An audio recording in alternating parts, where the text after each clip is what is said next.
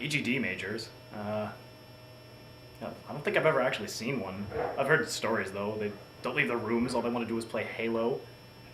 I think I've smelled them. Yeah, definitely have smelled them.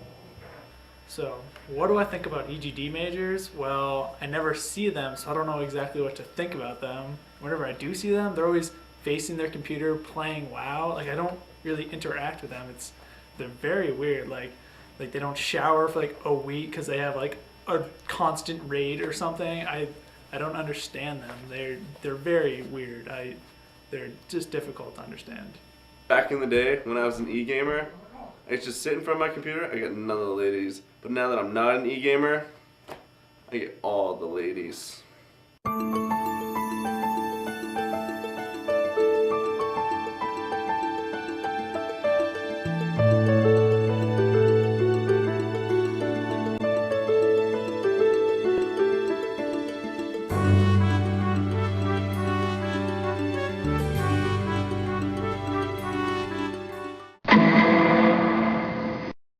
My name is Laura Croft. I'm the public relations head of PEDALD, which is People for the Ethical Treatment and Liberation of the Digitally Inclined.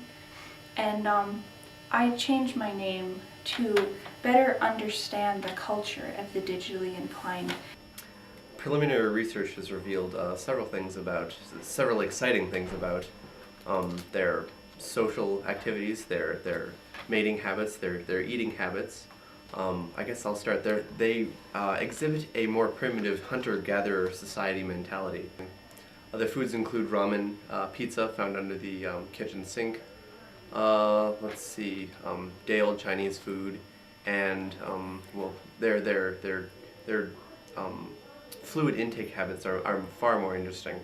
For them, they have a strong aversion to pure dihydrogen monoxide, so they go for more obscure drinks, usually high in caffeine and other energy-inducing fluids. So as you know, the digitally inclined have a very specific diet, and as you know, healthy food movements and stuff are making rises. It's harder and harder to come by the junk food that is essential to the diets of these wonderful people.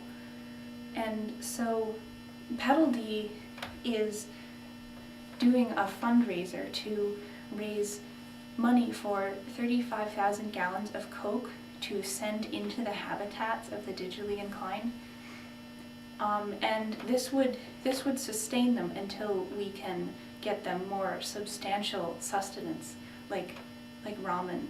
Their habitats vary from very bright artificial light to very, very dark cavernous environments. People, they just don't understand the beauty of the culture of the digitally inclined. I mean, like, do you know what fluorescent lighting can do for you? Sitting in a dark room with the glow of a computer screen playing World of Warcraft, it's like nirvana. Most humans, such as yourself and I, require vitamin D, which our body produces from UV rays from the sunlight.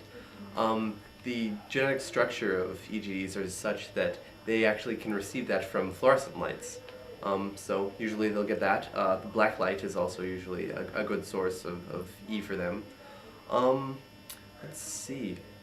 The ones who live in total darkness receive all their vitamin E requirements from the monitors that they use on their various gaming consoles and PCs.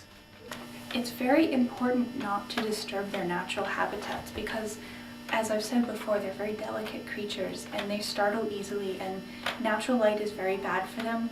I mean, it's good for people like us, but it's very bad for them actually, and you wouldn't think that from just looking at them. Or maybe you would. The feral EGD students have been exceptionally difficult to study in the natural environment, as researchers have to work around cesspool-like cleanliness conditions, not to mention gross piles of excess Mountain Dew cans, root beer cans, and other such debris. and they need a messy environment, and people just come and they try to clean the environments because they think that's good, but it's not. They need a mess to feel comfortable and to raise their offspring. So another thing that a lot of people don't understand is that the gamers are, the digitally inclined are in rapid decline, and this is due largely to the fact that the environment is not correct for them to properly mate and reproduce. To tell you the truth, we haven't actually recorded a successful mating habit, though researchers are working around the clock to try and learn what we can from these fascinating creatures.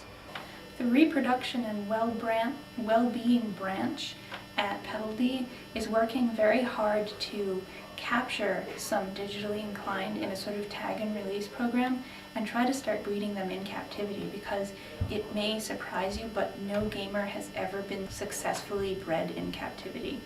The important thing to remember is that the digitally inclined are not scary. They are not our enemies, and we, being the people in the position to help them, should help them because they are suffering and we're not suffering as much. So if you do come across a gamer, just be respectful and keep your distance, and just contact Petaldy and we'll tell you what to do if you find a gamer living in your basement. If you have a digitally inclined infestation, trained professionals of Petaldy will come in and take care of them, and you won't have to worry about it. And just remember to be nice. They are fragile creatures, and people just need to understand that. And, they're people too.